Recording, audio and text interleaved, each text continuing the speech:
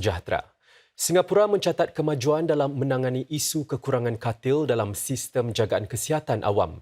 Menteri Kesihatan Ong Ye Kung berkata, tambahan 500 katil sudah pun disediakan dan ini sebahagian daripada sasaran 1,300 yang diumumkan sebelum ini.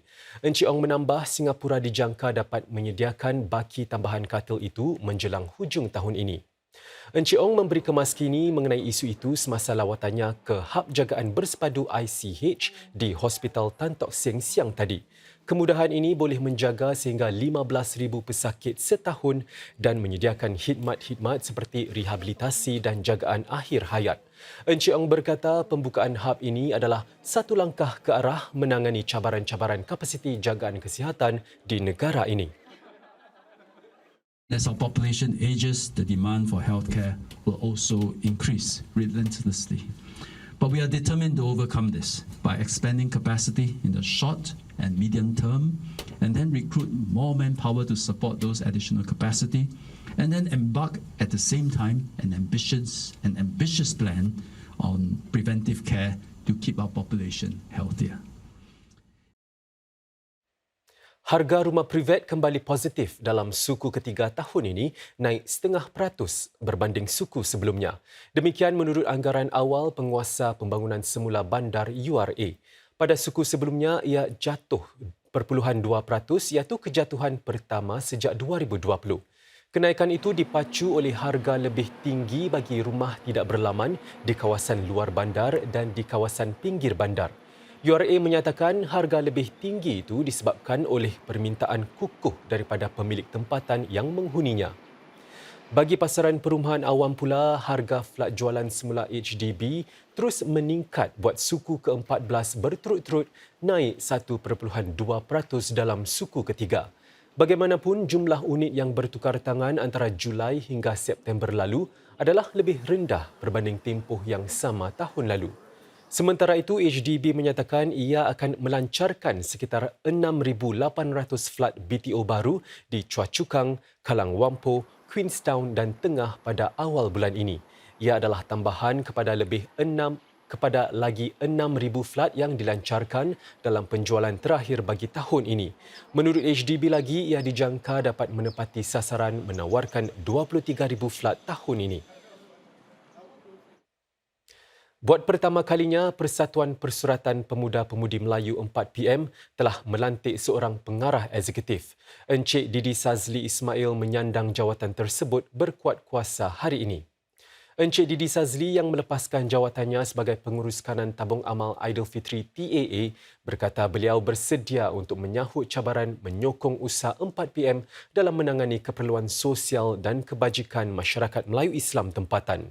Ketika di TAA, beliau memainkan peranan utama dalam merangka strategi dan operasi yang berjaya menghasilkan peningkatan ketara dalam pengumpulan dana dan pengagihan bantuan kepada keluarga kurang berpendapatan.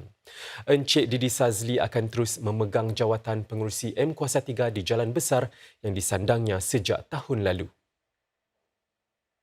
Saya ingin menyumbang dengan secara signifikan demi mencapai visi Presiden 4PM Encik Nasar dalam membantu secara menyeluruh para belia dan keluarga mereka dalam masa hadapan yang bakal kami langkah bersama.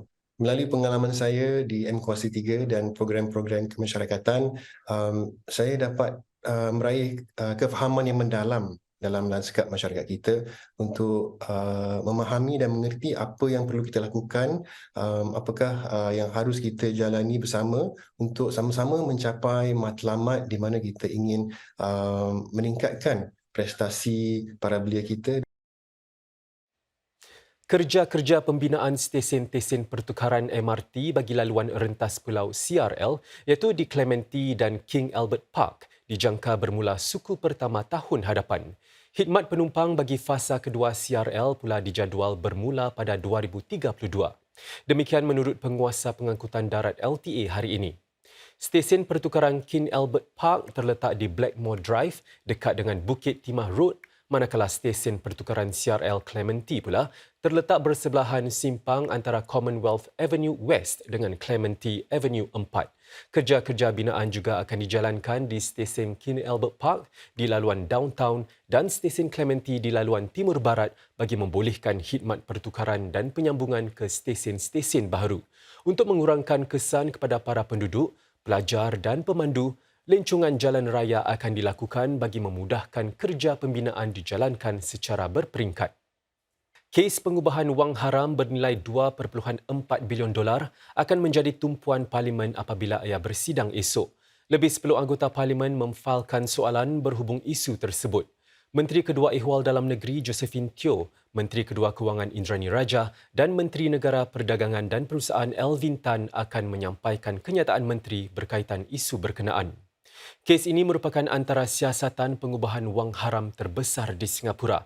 Aset yang dirampas termasuk kereta dan rumah. 10 warga asing di Berkas Ogos lalu menyusuli serbuan polis di beberapa lokasi. Para AP turut memfailkan soalan tentang kenaikan kos sara hidup. Ini sedang harga makanan semakin naik sejajar dengan kenaikan tambang pengangkutan awam. Selain itu, 3 rang undang-undang baharu akan dibentangkan dan 3 lagi rang undang-undang lain dibahaskan. Ini termasuk pindaan kepada rang undang-undang cukai pendapatan yang mengandungi saranan untuk mengenakan cukai kepada penjualan aset asing yang diterima di Singapura. Penolong Pegawai Pilihan Raya membuat laporan polis terhadap pengasas kumpulan Healing the Divide Irisco dan Peguam M. Ravi. Ia berkaitan kemungkinan kesalahan-kesalahan yang dibuat di bawah Akta Pilihan Raya Presiden. Kedua-dua mereka menerbitkan secara online kandungan pengiklanan Pilihan Raya Presiden semasa Hari Bertenang pada 31 Ogos. Ko menerbitkan 2 video di TikTok dengan kandungan sebegitu pada Hari Bertenang. Jabatan Pilihan Raya ELD menyatakan kandungan sedemikian berpotensi untuk mempengaruhi pilihan para pengundi. Ravi pula menerbitkan semula video Cik Koh itu serta 3 lagi video miliknya pada hari yang sama. Dia menerbitkan video kelima dan 1 lagi catatan di Facebook yang mengandungi kandungan pengiklanan online pada hari mengundi iaitu 1 September.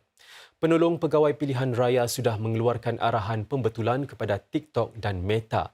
Kedua-dua platform itu juga sudah menyekat akses kepada catatan-catatan yang dibuat oleh Cik Koh dan Encik Ravi bagi pengguna di Singapura.